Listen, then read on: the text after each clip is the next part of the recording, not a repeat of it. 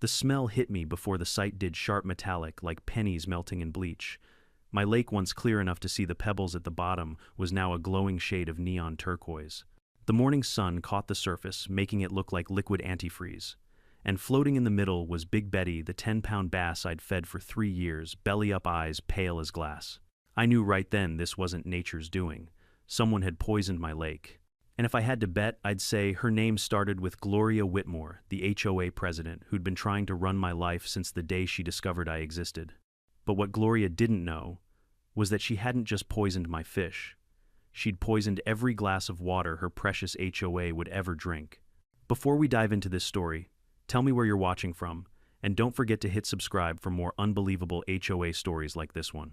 If you'd met me before the water turned electric blue, you'd have called me a simple man with simple routines. I woke before sunrise when the mist still clung to the alder trees, ground my coffee with the old hand mill my father used, and walked the same gravel path to the dock at Willow Basin. I knew each creak of those planks the way you know the soft spots in your own kitchen floor. The dock jutted out over a lens of glass so clear I could count the ridges on the pebbles 10 feet down. Some mornings the lake mirrored the sky so perfectly I felt like I could fall upward into it. That quiet wasn't just soundless, it was loyal. It kept me sane after I retired. After my marriage shook itself to pieces. After the last of the big projects were done, and friends scattered to wherever life sends men who work too hard for too long. 2 things in this world had always made sense to me: hydrology and honesty. Water goes where it's allowed, and truth does too. You can try to dam either one, but pressure builds under whatever pretty wall you put in its way. My father taught me that from the stern of a rowboat when I was 8, while dragonflies hovered like blue-green commas over the lily pads. Rights don't disappear because someone gets a clipboard, he said, pointing the oar at the spring boil that fed our lake. They disappear when you stop defending them. Enter Cypress Ridge HOA, 860 houses of beige confidence, and identical mailboxes built decades after my family staked our claim. I don't hate suburbia. I hate the way some people use uniformity as a cudgel. On paper, Cypress Ridge stopped at a line of survey flags well short of my fence. In practice, it had a way of expanding according to the size of the ego in charge.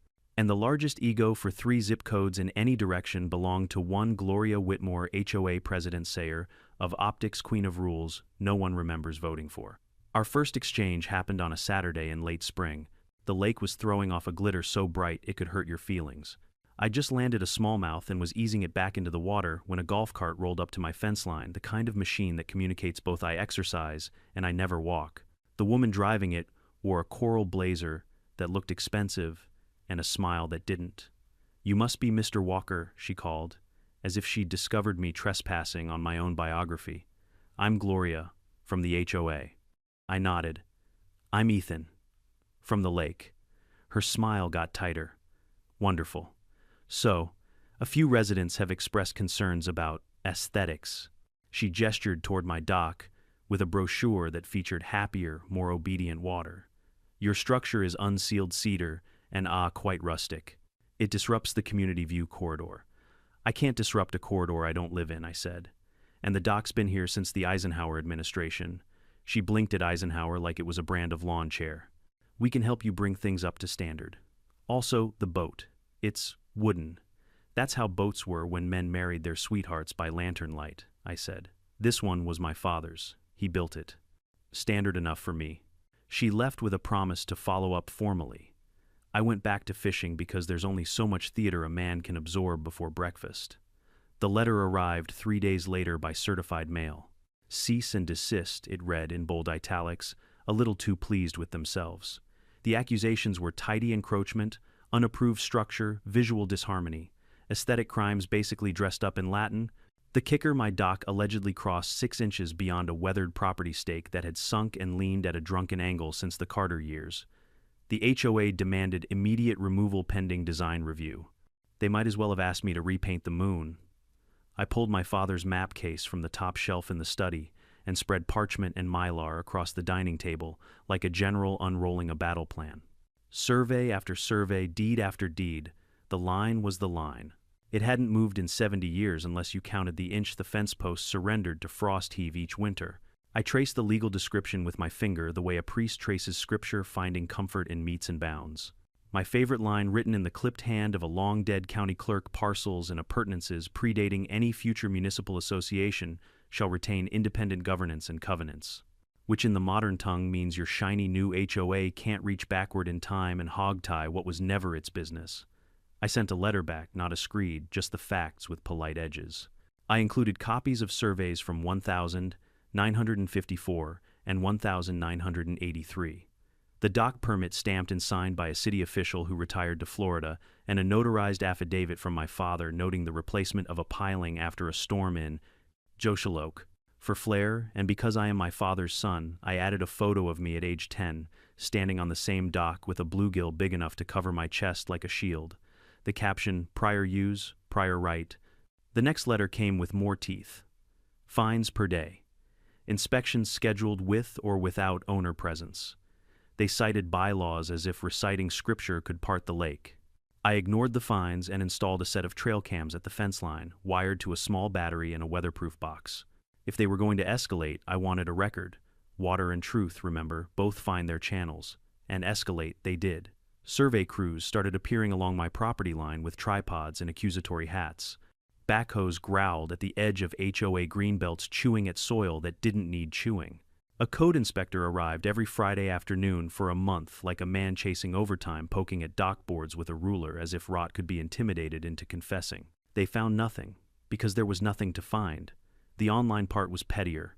Cypress Ridge's private Facebook group fizzed with comments about the antisocial squatter by the pond, the pre-HOA shack owner, the hoarder of water views.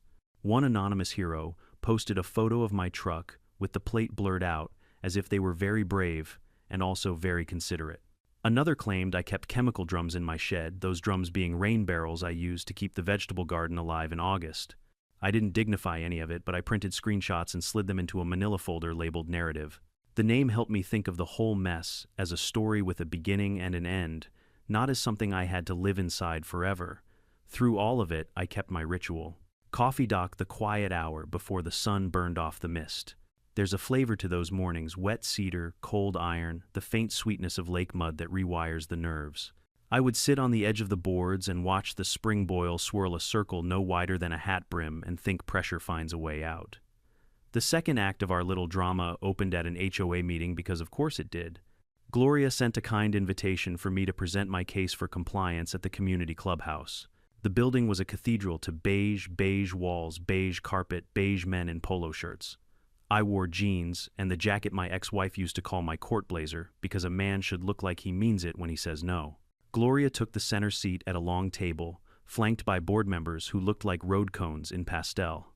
On the wall behind her, a projector displayed a slide titled Aesthetics and Community Harmony. In front of her sat a microphone, a gavel, and the confidence of someone who never met a rule she didn't think was a suggestion for other people.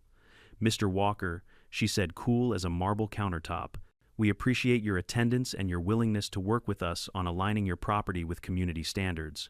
I slid a folder onto the table and clicked my own projector remote, the one I'd brought because I never walk into a room I don't control and call it fair. Up came the 1,954 survey, sharp as the day it was drafted. Then the dock permit. Then the clause about pre-existing appurtenances. A murmur ran through the room, the sound of polite certainty getting its shoelaces tied together. "You'll see," I said, "that Willow Basin predates Cypress Ridge by about half a century. Your bylaws don't apply to me or my dock. Not then, not now, not when you call it rustic from 3 different angles." A man in a golf sweater leaned forward. "But the view corridor. The view corridor ends where your deed ends," I said. I kept my voice soft. "I've learned that nothing kills a bully's momentum like calm. Your enjoyment stops at my fence." Gloria reached for the gavel, a reflex. "Regardless, we have legitimate concerns about legitimate concerns belong in legitimate jurisdictions," I said. "I respect yours. Respect mine." Someone clapped in the back.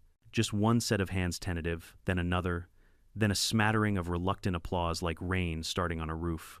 Gloria's chin tilted a degree. If you've ever watched a bridge flex in the wind, you know what small movements mean when a structure is stressed. Afterward, in the hallway that smelled like disinfectant and lemon, she intercepted me with a smile that could slice paper. "Enjoy your little victory," she said too quietly for the board to hear. "Standards are evolving. We'll see you soon." "I live there," I said. "You'll see me whether you want to or not." I drove home along the lakeshore in a dusk thick as velvet and told myself the worst had passed. It felt good to believe it, even if the feeling didn't last the length of the drive. When I turned into my lane, the motion light at the fence clicked on and one of the trail cams winked like it had been waiting to tell me something. I took out the SD card and watched grainy footage at my desk, a landscaping crew on the wrong side of the posts, a measuring tape snaking across the grass, a clipboard lifted like a shield when a flashlight caught them.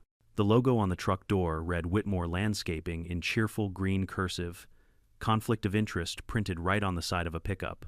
I slid the SD card into the narrative folder, gave the lake a long look through the window, and felt the first real push of pressure building under the pretty wall. I slept lightly that night and the night after.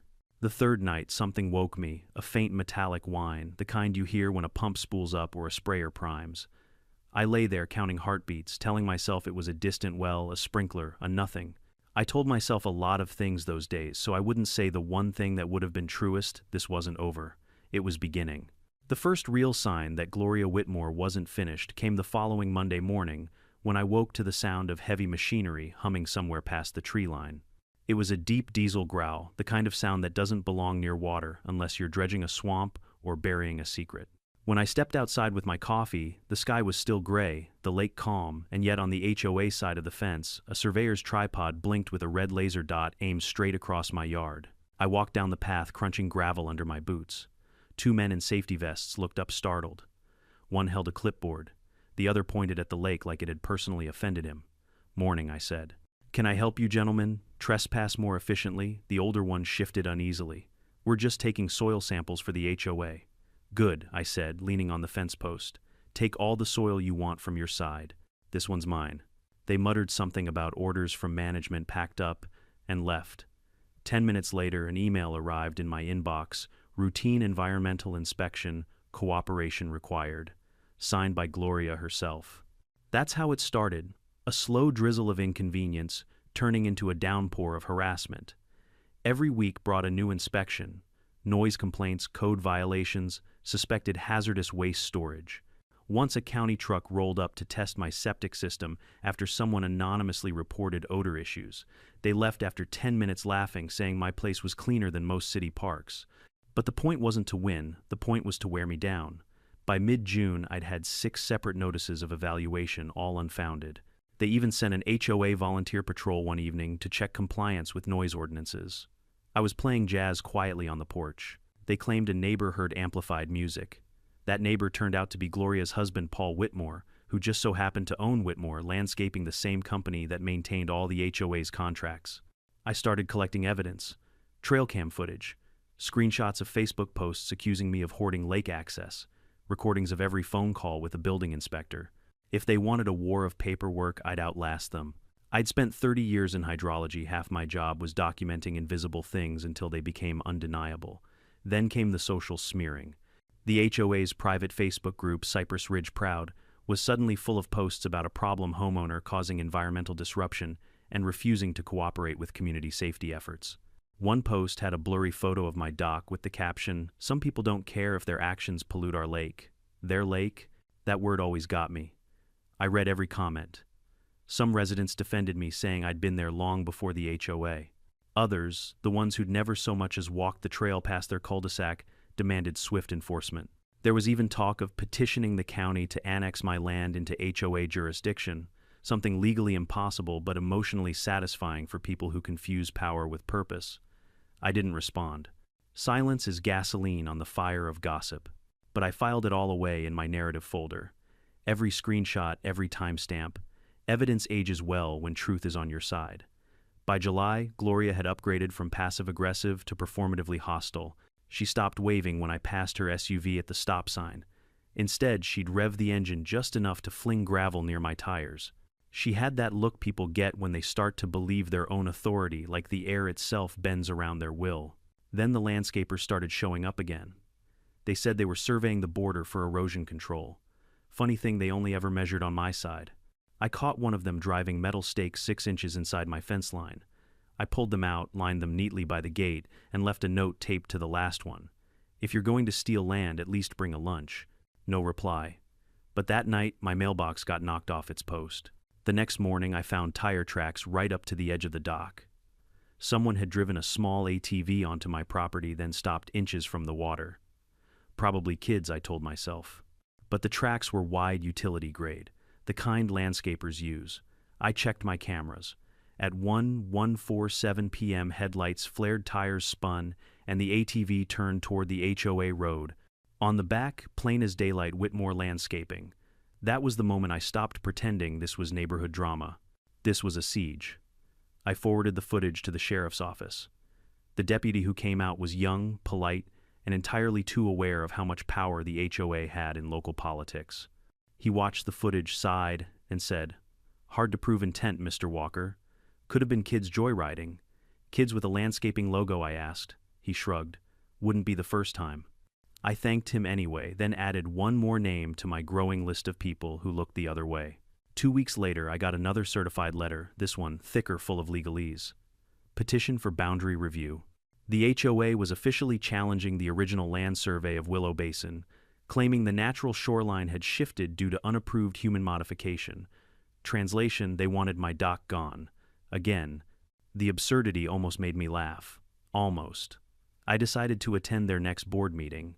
No invitation this time, just a man walking into a building he paid taxes to exist. The moment I stepped inside, conversations froze. Every HOA meeting smells the same coffee toner and fear of being unpopular. Gloria sat at the center of the table, pearls glinting under fluorescent light, surrounded by men who looked like they'd rather be at the driving range. "Mr. Walker," she said coolly, "this is a private meeting." "So is my property," I said, "until your landscapers turned it into a parking lot." A low murmur rippled across the room. She gestured to the gavel but didn't use it. "We're discussing community concerns, not personal grievances."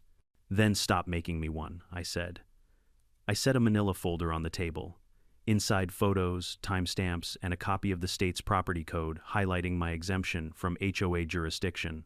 I slid it across the polished oak like a dealer folding a royal flush. "You might want to read those before your next letter," I said. "You're starting to look litigious without a license." Her smile cracked, but only slightly. "I'm sure our legal team will review." "Your legal team," I cut in. "Because last I checked, your husband's landscaping company can't double as environmental counsel." That one landed. You could hear the oxygen leave the room. She recovered quickly, tapping her nails on the gavel handle. "Mr. Walker, please refrain from personal attacks." "Oh, I'm not attacking," I said, standing up. "Just watering the truth. It tends to grow." I left before she could answer. Outside, the summer air was thick with humidity, and something else. Tension, maybe. That sticky electric kind that gathers before a thunderstorm. I didn't know it then, but the storm had already started quietly beneath the surface. That night, I sat by the lake with a lantern, watching the ripples catch the light. Somewhere across the water, an owl hooted, and a bullfrog croaked from the reeds. It should have been peaceful, but I couldn't shake the feeling that I was being watched. The next morning confirmed it. My trail cams had captured 2 figures walking along the fence line, around 2 a.m. flashlights sweeping the ground, stopping near the inlet pipe where the spring fed into the lake. One of them wore a reflective vest. The other, smaller, with a red jacket, looked a lot like Gloria. They weren't just harassing me anymore. They were studying something, measuring, planning. When I zoomed in on the footage, I noticed the reflection of a clipboard and faintly a logo, EcoClear Solutions. At the time, I didn't know what that meant. But I saved every second of that footage. Because one day soon, it would be the proof that changed everything, the night the HOA's obsession crossed from petty to criminal. And just like my father always said, pressure finds a way out. I was done waiting. The walls were starting to crack. By mid-August, the air around Willow Basin had turned heavy and still. Cicadas buzzed like loose wires in the heat, and the waterline sat lower than I'd ever seen it. You could almost smell the drought, dust, and algae, and something faintly metallic like the earth itself was sweating iron. I spent more time in my study than at the dock sorting through the folders I'd gathered. Gloria's harassment campaign had slowed after our last meeting, but that silence didn't feel like peace. It felt like a chess player pausing before the next move. One evening, while flipping through old storage boxes from my father's estate, I found a thin roll of blueprints wrapped in wax paper. The label read Willow Basin Hydrological Survey, 1954. I unrolled it on my desk. The lines were crisp despite their age drawn, with the precision only men who respected ink and accuracy possessed. A thin dotted arrow curved from the lake toward the southeast, right under where the HOA now Saturday. At the bottom in faded pencil, my father had written primary outflow subterranean stream feeds, municipal reserve aquifer. I leaned closer. My father had always said our lake was spring-fed, but I'd never realized how deep that spring went or where it ended. I pulled out my laptop and cross-referenced the map with modern geological surveys from the county's water department. The results made my throat go dry. The underground flow from Willow Basin connected directly to the Cypress Ridge Aquifer, the very same aquifer listed on the HOA's utility contracts. In plain terms, their entire community, 860 homes, 3 pools, and a golf course, was drinking from the same spring that bubbled up on my land. For 17 years, they'd been pulling water from beneath me without a single legal agreement, purchase, or easement. I sat back in my chair, staring at the glowing map on the screen. "You've got to be kidding me," I muttered. I zoomed in on the connection point, an unassuming blue circle labeled Natural Recharge Zone. It sat exactly under the strip of land Gloria had been trying to claim as part of the HOA's shoreline maintenance zone. It hit me like a slow-motion avalanche. They weren't just harassing me over aesthetics, they were trying to bury the evidence of their own water theft. The next morning, I drove to the county records office. The clerk behind the desk, a tired woman with glasses chained around her neck, looked up when I dropped a stack of documents in front of her. "I need to see every water rights filing related to the Cypress Ridge HOA," I said. She frowned, flipping through her system. "That's a private subdivision, right?" "Private, sure," I said, "until they start siphoning from public infrastructure." She printed 3 thin folders and slid them across the counter. I skimmed the top pages: water usage permits, maintenance reports, nothing out of the ordinary. But when I checked the signatures, I noticed something strange. The permit listed Cypress Ridge Community Association as the consumer, but the supply source field was blank. Under origin, aquifer, someone had written local groundwater, no primary owner. No primary owner. That phrase doesn't exist legally. Every drop of groundwater in this state belongs to someone either private, corporate, or municipal. There's no such thing as ownerless water.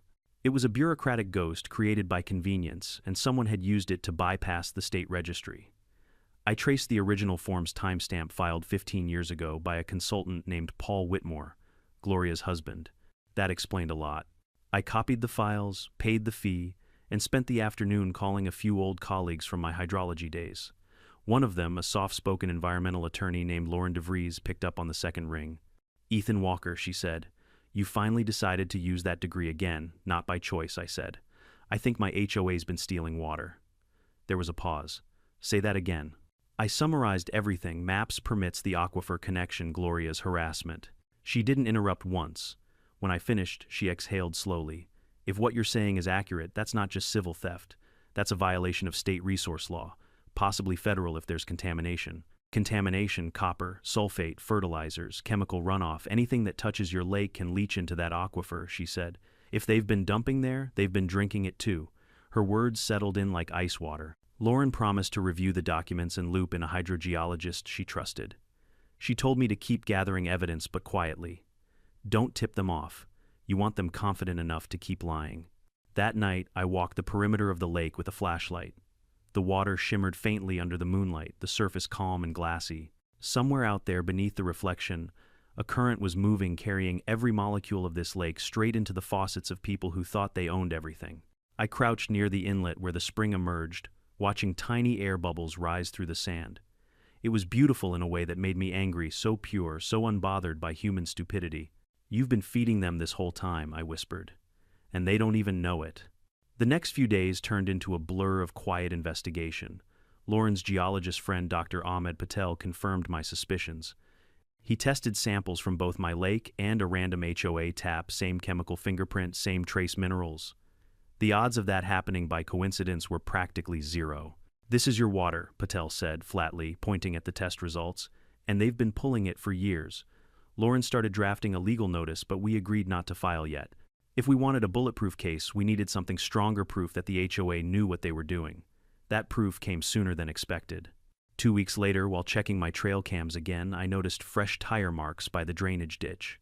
When I reviewed the footage, I saw Gloria's SUV parked near the fence, headlights off.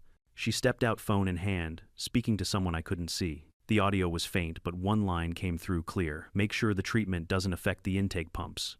Treatment. Intake pumps. I felt my pulse hammer in my ears. She wasn't just maintaining her lawns anymore, she was preparing something bigger. I sent the footage to Lauren, who nearly shouted through the phone. She's admitting contamination. Ethan, do you understand what this means? If that chemical reaches the aquifer, it'll hit every tap in Cypress Ridge, I said. For the next week, I barely slept. Every sound outside made me check the window. Every hum of machinery felt like a countdown. Then, just before dawn on a humid Friday, I saw the headlights again, this time not one but two trucks parked near the HOA clubhouse. From a distance, I recognized the logo EcoClear Solutions, the same company name I'd seen on the clipboard in the last video. I watched through binoculars as men in gloves unloaded blue drums marked algicide, industrial strength. They wore no hazmat suits, no respirators, just hurry in their movements and guilt in their silence. I recorded everything. By sunrise, the trucks were gone. The lake shimmered faintly with a strange turquoise sheen, and by noon the first dead fish floated to the surface. I scooped one into a plastic bag and drove it straight to Patel's lab. He looked at the sample, frowned, and said copper sulfate. Way over the limit. He hesitated, glancing at the window. If this stuff gets into the aquifer, Ethan, they're done. He was right. They were drinking their own poison. That night, sitting at my desk, I opened a new file on my laptop and labeled it Water Rights, Final Proof. Inside, I compiled everything: footage permits, test results, timestamps. I stared at the folder for a long time before whispering, "You wanted war, Gloria. Here it comes." The irony wasn't lost on me. The same water she wanted to control was about to swallow her whole. And this time the current was on my side. I didn't plan to become an environmental detective, but that's what Gloria's arrogance turned me into. For years, she'd lorded over Cypress Ridge like it was her private fiefdom, fining people for leaving trash cans out too long or painting shutters the wrong shade of beige.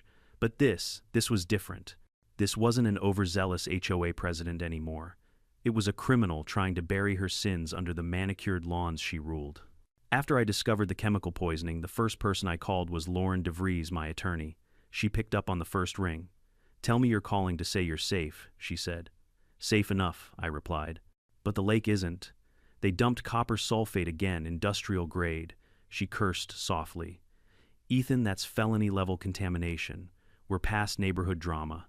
I figured, I said, glancing out the window toward the waterline. "And I think they've been hiding more than just poison." Lauren exhaled sharply through the phone. "All right. Time to dig deeper, legally, scientifically, and publicly. We'll need hard evidence, not just inference." That same afternoon, she contacted EPA Region 4. It didn't take long for two investigators, stoic men in khaki field jackets, to show up at my gate. They introduced themselves as Inspector Haynes and Dr. Lowell, an environmental toxicologist. They took water and soil samples, noted the fluorescent residue along the shoreline, and frowned at the faint sulfuric smell still rising from the shallows.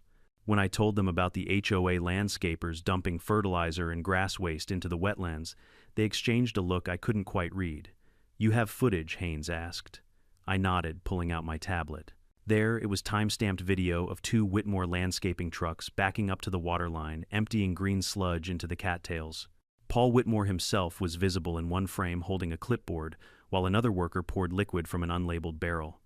Dr. Lowell muttered something under his breath, then said aloud, "That's a direct violation of the Clean Water Act, Section 404.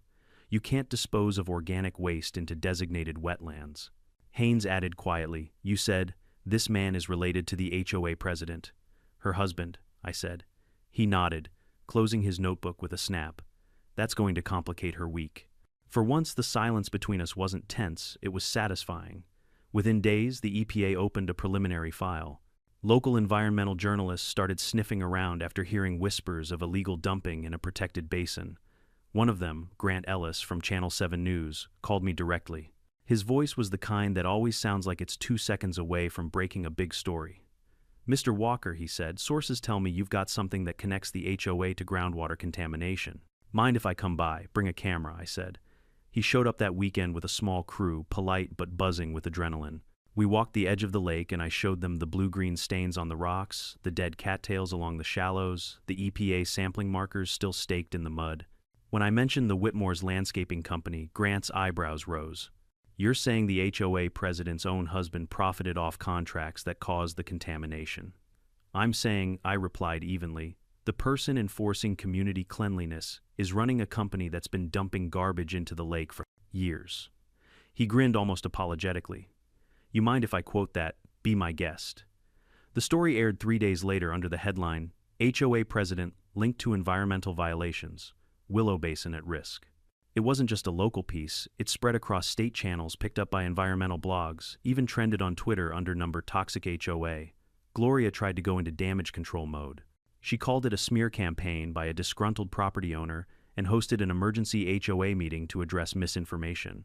Her speech was full of buzzwords, sustainability, stewardship, transparency. But when one resident stood up and asked if the reports were true that her husband's company had been fined before for improper waste disposal, she stammered. "No comment," she said, eyes flicking toward the cameras. That 2-second hesitation was all it took. The next morning, HOA contractors began pulling their trucks out of the neighborhood. Vendors canceled contracts. Residents whispered at mailboxes. And for the first time, Gloria looked like what she truly was, not a leader, but a liar whose crown was slipping. Still, something about her calm unnerved me. She wasn't panicking the way guilty people should. If anything, she looked like someone waiting for a secret weapon. That weapon arrived in the form of another inspection. Late one afternoon, 2 county code officers showed up at my gate claiming they needed to verify structural safety of my dock. I recognized one of them. He'd been at the last HOA meeting, shaking Gloria's hand. "Inspection for what I asked, blocking the path." "Anonymous safety complaint," he said, scanning the lake behind me. Anonymous, as in Gloria Whitmore. He didn't answer, but his silence was as clear as an admission. "Unless you've got a warrant or a badge that says EPA, I told him you can turn around." They left, but not before snapping photos of my dock. I could practically feel Gloria's eyes behind that camera lens. That night I called Lauren again. "She's not just scared, she's covering something," I said. Lauren's tone hardened. "Then we follow the money." It turned out the HOA's maintenance budget had ballooned by nearly 30% over the past 2 years, all to shoreline preservation contracts handled by Whitmore Landscaping.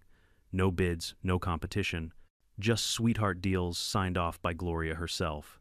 The more we uncovered, the more obvious it became the poisoning wasn't an accident. It was an act of desperation. If the EPA or the county ever proved that the HOA's landscaping runoff had already been contaminating the groundwater, it would mean millions in fines and worse proof they'd been using my aquifer illegally. So Gloria did what cowards always do when the truth starts catching up. She doubled down. 2 weeks later, she ordered emergency algae treatment for the entire lake, claiming it was to prevent mosquito breeding. But there was no mosquito problem. There were no reports, no county notices. There was only her fear. I knew what was coming. I just didn't know when. The night before it happened, I stood by the window with a glass of bourbon staring out at the moonlit water. The surface was calm, unnervingly so. Even the frogs had gone quiet. The air felt thick, like it was holding its breath. I caught my reflection in the glass, older than I remembered lines, deeper eyes, sharper. "You ready for this, old man?" I muttered to myself. Because deep down, I could feel it, something was about to break. And when it did, the entire HOA would finally see what happens when you poison the wrong man's lake. That night, I barely slept. At 2:13 a.m., my cameras lit up. Headlights. Movement near the inlet. 2 trucks, one marked EcoClear Solutions, just like before. Men in dark clothing, unloading blue barrels into the water, their silhouettes outlined by the moon. I recorded every second. They left before dawn. By sunrise, the lake had turned the color of oxidized copper. By noon, the first wave of fish was floating belly up. By evening, birds were dying on the shore. And by the next day, residents in Cypress Ridge were calling the county water department, complaining their tap water tasted like metal.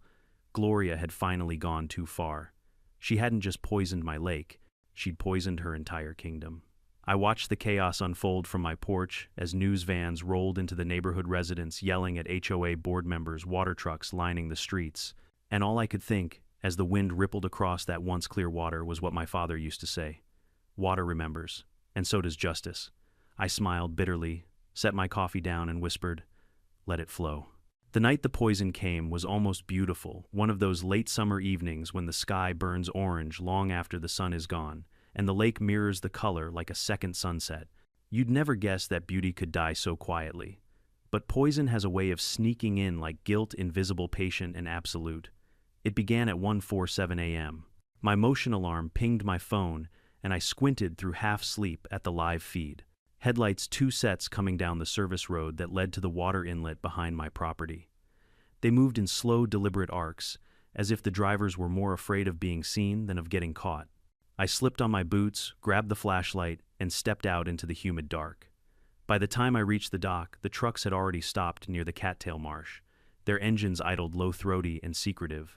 I crouched behind a cypress stump and watched through the binoculars. On the truck, doors faintly lit by moonlight, was a logo I already knew too well, EcoClear Solutions, and below it, the tagline, Safe Green Guaranteed. The irony could have knocked me over. 3 men climbed down wearing reflective vests, but no respirators. They moved fast, efficient, practiced. The first unscrewed the lid of a blue barrel, the second uncoiled a hose that slithered into the water with a hollow splash. A thin, metallic odor carried on the breeze, sharp and wrong. The third man stood apart, phone to his ear, nodding. His profile was unmistakable, Paul Whitmore. I hit record on my phone. The footage was grainy, the sound mostly insects and wind, but the images were clear enough. I got the timestamp, the faces, the barrels, and when one of them turned toward the headlights, I caught a flash of red fabric, a blazer sleeve. Gloria. My heart slammed once hard. So she wasn't hiding behind paperwork anymore. She was here knee-deep in her own crime. I stayed low, afraid that any sound might turn her head. They finished within 20 minutes, sealing the barrels and tossing them back into the truck bed. Before leaving, Gloria walked to the edge of the dock. My doc stared at the water and said something I could barely make out. But when I enhanced the footage later, the words were clear enough. Let him fish now. The trucks pulled away. I didn't move for a long time. Just stood there, listening to the ripples, feeling a kind of anger that didn't burn but froze cold, surgical, ancient. By dawn, the water was no longer black. It had turned a strange blue-green, the color of corroded copper. The sunlight hit it and scattered like shards of glass. I knew that color. Every hydrologist does. Copper sulfate in overconcentration, algicide, toxic to fish, and lethal to the microscopic life that keeps an ecosystem breathing. I walked the shoreline recording video as I went. The first dead perch floated near the reeds, then another, then dozens more, their scales catching light like tiny mirrors of accusation. The air carried that biting tang again, metallic and electric. I felt it scratch my throat as I breathed. By mid-morning I counted over 100 dead fish. By noon the smell reached the street. When the EPA team returned, their faces were grim. Haynes took one look at the water and muttered, Jesus. Doctor, Lowell knelt, scooping a jarful of lake water. It's copper sulfate, all right, he said. Way beyond agricultural limits. Someone dumped this deliberately. I know who, I said, and handed him the video. They took it without a word, both men looking suddenly older. That afternoon, the chaos began to spill over into Cypress Ridge. Residents called the water department, complaining their tap water tasted metallic or like pennies. A few reported skin irritation after showering. By evening, the county health board issued a boil water advisory for the entire neighborhood. The HOA message board exploded. Panicked posts, rumors, rage. People were demanding answers. And Gloria, she stayed silent. Her silence lasted exactly 1 day. On the second day, she held a press conference outside the HOA clubhouse, flanked by her lawyer and her husband. Cameras clicked. Microphones stretched forward like bayonets. She looked straight into the lenses and said, "This was a natural algae bloom. We were conducting routine treatments approved by environmental consultants. No one acted negligently." I watched the broadcast from my living room, jaw tight. She was spinning the truth into sugar the way powerful people always do when they're cornered. But she'd miscalculated something crucial. This time the evidence wasn't on her side, it was on film. The EPA announced preliminary results that evening. Elevated copper levels confirmed contamination of the shared aquifer and possible criminal negligence. Within an hour, 2 county patrol cars rolled up to the HOA clubhouse. I couldn't hear what was said, but I saw Paul arguing, gesturing wildly. Gloria kept her chin high, refusing to meet anyone's eyes. By the next morning, the EPA had shut down the HOA's entire irrigation system and sealed off their community wells. Tanker trucks began delivering potable water to residents. The local paper's headline read, "Cypress Ridge contamination linked to HOA chemical dumping." I should have felt vindicated. Instead, I felt tired. The kind of tired that lives in your bones. I went down to the lake now, a toxic mirror reflecting the siren lights from the road above. I knelt, scooped a handful of water, and let it run through my fingers.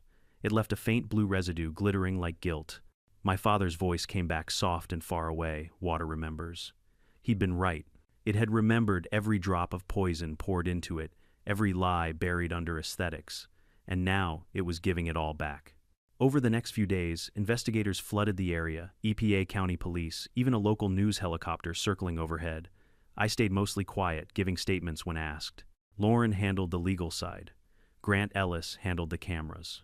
His second expose aired that weekend, complete with drone footage of the glowing lake and clips from my night video. It went viral, half outrage, half disbelief. Viewers couldn't get enough of the irony. An HOA obsessed with beauty and control had poisoned its own water supply, trying to punish the one man who refused to obey.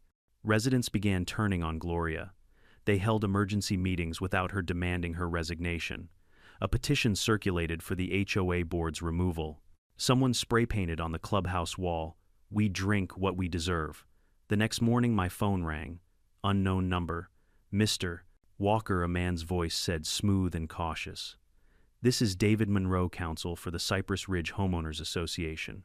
I'm calling to discuss a possible resolution." I almost laughed. "You mean a payoff?" He hesitated.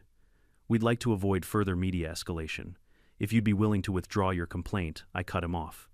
"You poisoned my lake. You poisoned your kids. The only thing I'm withdrawing is patience." Then I hung up. An hour later, I caught sight of Gloria's SUV parked halfway down the service road, engine idling. She didn't come out, just sat there, hands on the wheel, staring at the water like it might tell her how this all went wrong. I wanted to walk down there to ask if it was worth it, 3 barrels of poison just to prove a point. But I didn't. You can't reason with a person who mistakes domination for order. That evening, Lauren called with news. "The county's preparing criminal charges," she said. "EPA's recommending federal prosecution for environmental contamination and reckless endangerment. They're also investigating the HOA's financial records, contracts, kickbacks, you name it." I felt something in my chest unclench for the first time in months. "So it's really happening," I said. "It's happening," she confirmed. "But Ethan, brace yourself. They'll come after you too, smear campaigns, counterclaims." Gloria's not the kind to surrender quietly. She was right.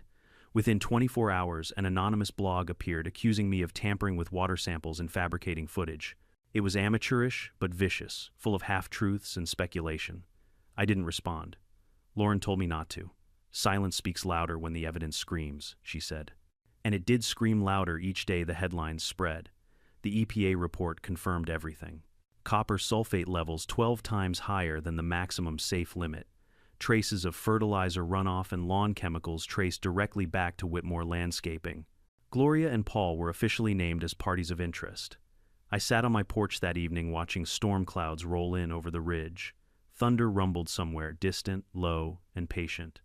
I could almost imagine the rain washing the poison out, carrying it back to the people who deserved to taste what they'd created. But justice, like water, moves slowly. You don't rush the current. You just guide it. So I waited, camera-ready, papers, stacked, witnesses lined up.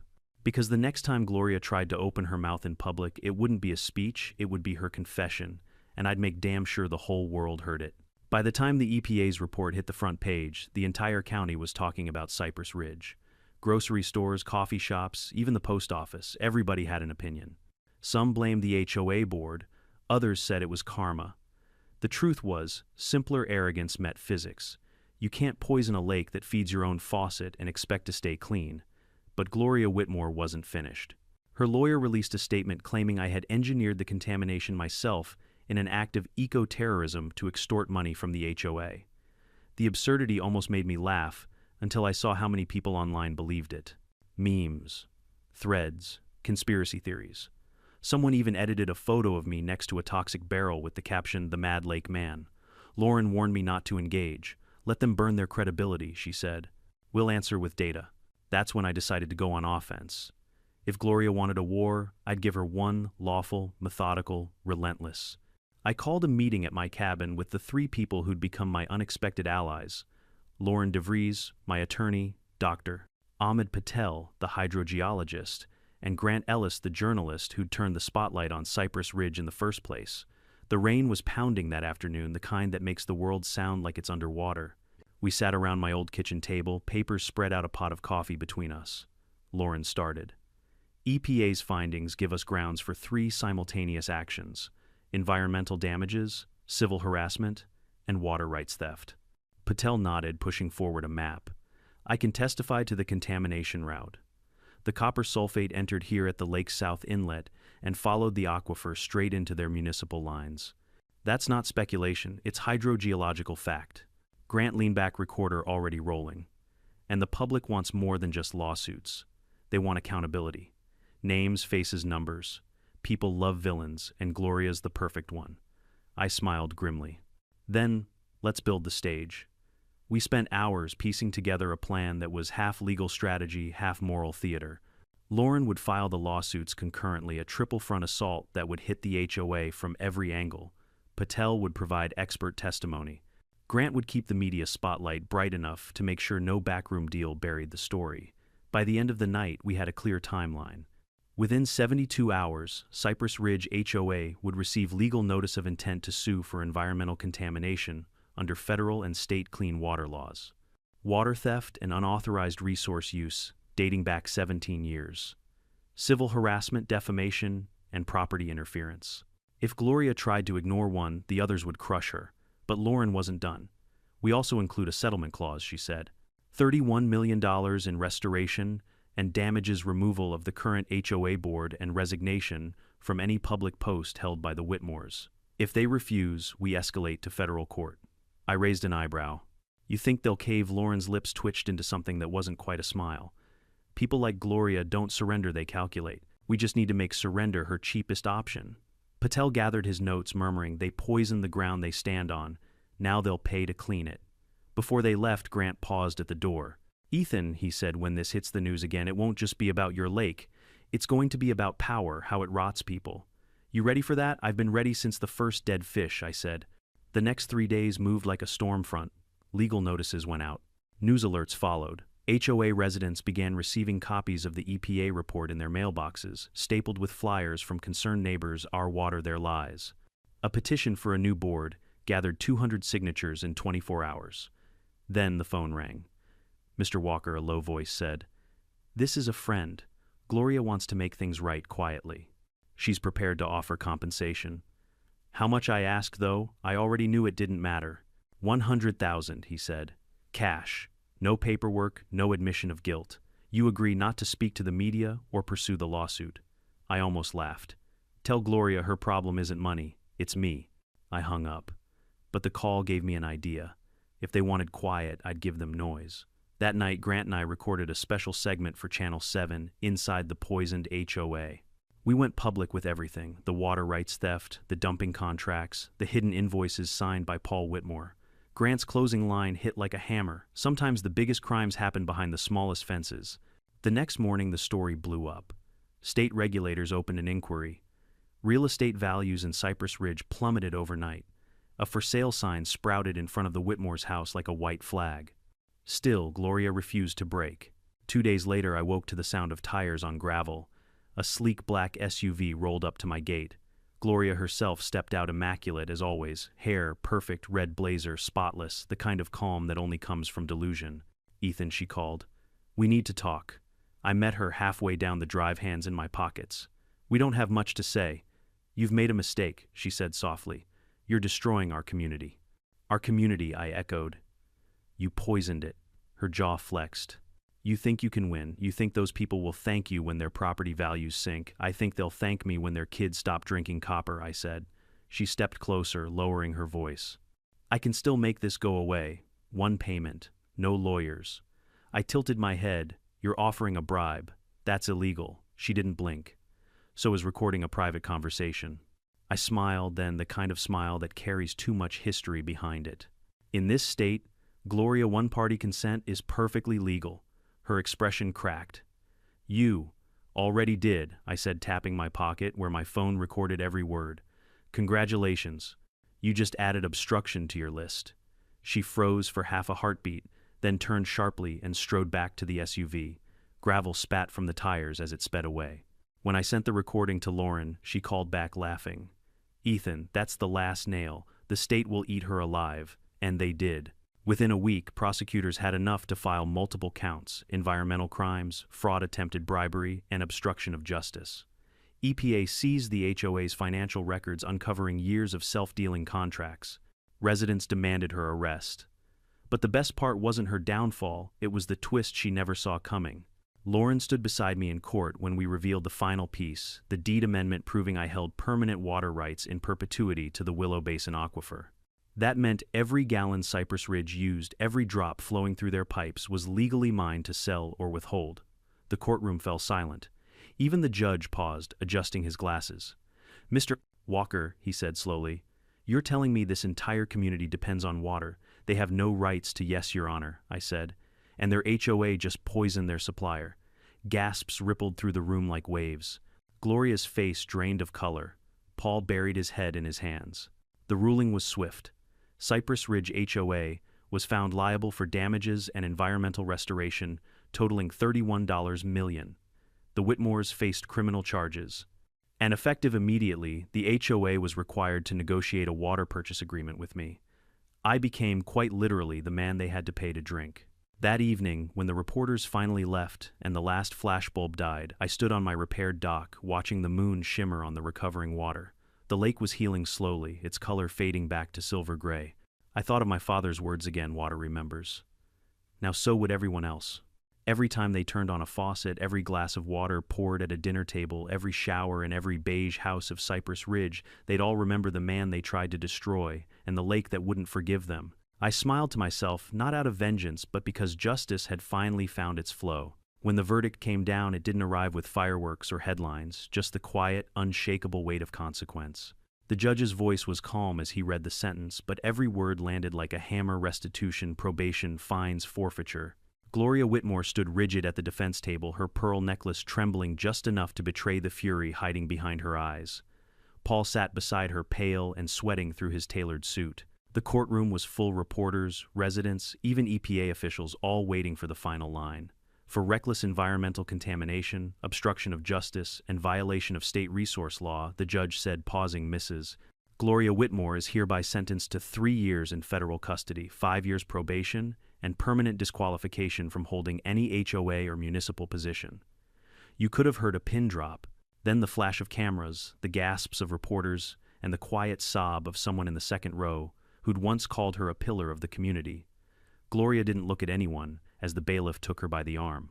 But when she passed me, our eyes met for the last time. "You think you've won," she hissed under her breath. "No," I said. "The lake did. They let her out in handcuffs. The door shut. It was over." The aftermath didn't feel like victory. It felt like cleanup. EPA trucks came and went for months, their tanks humming like cicadas. Scientists and waiters collected samples, clipped plants, and released finger-sized fish from small buckets: trout base, sunfish, the start of a long rehabilitation. 18 months of bioremediation, they called it. I called it atonement. Cypress Ridge became a ghost of its former self. Half the residents sold their homes, unwilling to drink from a water system that had betrayed them. For sale signs lined the once perfect streets, their white posts tilted like crooked gravestones. The new HOA board, a group of young families and retirees who actually cared, invited me to their first open meeting. They'd voted unanimously to rename their community partnership with the Lake's Restoration Fund as the Willow Basin Renewal Project. Standing in front of them, I almost laughed at the irony. After everything, they were finally asking me for guidance instead of permission. "I don't want to be your enemy," I told them, "but you'll follow 3 rules: transparency, accountability, and respect for the land. You poison it again, and you won't get a third chance." They agreed. For once, an HOA vote was unanimous. The Whitmore's empire crumbled faster than even I expected. Paul's landscaping business lost every contract within a month. EPA penalties bankrupted him before the criminal trial could. He sold their house, the one overlooking the Poison golf course, to pay legal fees. Last I heard, he moved 3 states away, working under someone else's company. Gloria's fate was less forgiving. Federal prison doesn't have HOA meetings, but rumor has it she tried to organize one anyway to improve the cafeteria schedule. When she finally got out, she had to wear an ankle monitor and work community cleanup hours under the same environmental department she once mocked. Someone sent me a photo of her picking up trash near a drainage ditch, orange vest and all. I didn't share it though, the irony tempted me. Some punishments deserve privacy. As for me, I rebuilt. The lake took longer to heal than the headlines did. Even after the cleanup, the water stayed a shade too green, as if it still remembered what had been done to it. But little by little it came back. The cattails grew tall again. The frogs returned. Then one misty morning I saw a ripple near the dock, not wind, not debris, but movement. A small base surfaced, flicked its tail, and disappeared beneath the silver mirror of the water. "Welcome home," I whispered. That was the day I filed the paperwork for the Willow Basin Trust. The trust's mission was simple: protect the aquifer, preserve the ecosystem, and educate the community about sustainable water management. But privately, it meant something more to me. It was my father's legacy made permanent. He used to say, "Land is borrowed from your children, water is borrowed from your grandchildren." Now his words had become law. The trust owned the water rights outright. The new HOA had to buy their supply from me under an annual sustainability contract, fair rate, transparent reporting, zero profit beyond maintenance. They didn't complain, not once. Every invoice carried a small note at the bottom, handwritten by me: protect what sustains you. It's funny how quiet the world gets once justice settles. For the first time in years, my mornings returned to normal. Coffee on the porch, the sound of dragonflies, the sun cutting through the mist like it used to. Sometimes I'd catch myself waiting for an engine's roar, or the click of a camera, or a letter slid under my door, but none ever came. The war was over. Still, I left the trail cameras up. Not for fear, but memory. I wanted to remember what vigilance costs, and what peace feels like when you finally earn it. 6 months later, Channel 7 News returned for a follow-up story. Grant Ellis brought his new camerawoman and asked if I'd do one last interview. We stood on the dock where it had all started. The water rippled softly behind me, sunlight scattering off its surface like applause. "Ethan," he said, "after everything, the lawsuits, the poisoning, the trials, what kept you going?" I thought about that for a long moment. "Truth," I said finally. "And patience. My dad used to tell me, you don't fight water, you guide it. It always finds the low ground. Sooner or later it wears down everything that stands in its way." He smiled. "And Gloria, she's just one more rock. The current had to move." The crew laughed softly, and for once the sound didn't carry bitterness, just release. When they packed up, Grant shook my hand. "What's next for you, mister?" "Walker fishing," I said. "Always fishing." That evening, as dusk painted the sky in soft purple hues, I sat alone at the dock. A lantern glowed beside me, its light shimmering across the surface. The new base population had started to thrive, hundreds of tiny ripples now instead of one. I cast my line and waited. The water was calm again. Somewhere beyond the trees, kids from the community laughed, their voices carrying across the lake. It struck me how full circle it all felt. The same place that had been poisoned by greed was now teaching a new generation what stewardship looked like. And me, I'd learned something too. That justice isn't about revenge. It's about restoration, not just of land, but of dignity, of trust, of peace. Because the real victory isn't watching someone fall, it's watching something live again. As the stars blinked on one by one, I reeled in my line and leaned back against the old wooden piling, listening to the night breathe. If my father were here, he'd probably chuckle and say, "Told you, son, water always remembers." And I'd answer, "Yeah, Dad, but so do I." Stories like this aren't just about HOA politics or revenge. They're about what happens when arrogance collides with accountability, and how nature always keeps the receipts. We live in a world where convenience often wins over conscience, where people mistake authority for wisdom. But the truth, like water, doesn't vanish when ignored. It seeps through. It corrodes lies. It finds its way home. I learned that standing up for yourself doesn't always mean shouting louder. Sometimes it means standing still long enough for the facts to speak. I learned that patience is a weapon sharper than anger, because when the noise fades, evidence remains. And most of all, I learned that justice, real justice, isn't about punishment. It's about balance, restoring what's broken, healing what's harmed. So if you ever find yourself fighting against power that seems untouchable, remember this: even mountains yield to water. Keep your evidence, keep your faith, and keep your calm, because sooner or later the current always turns.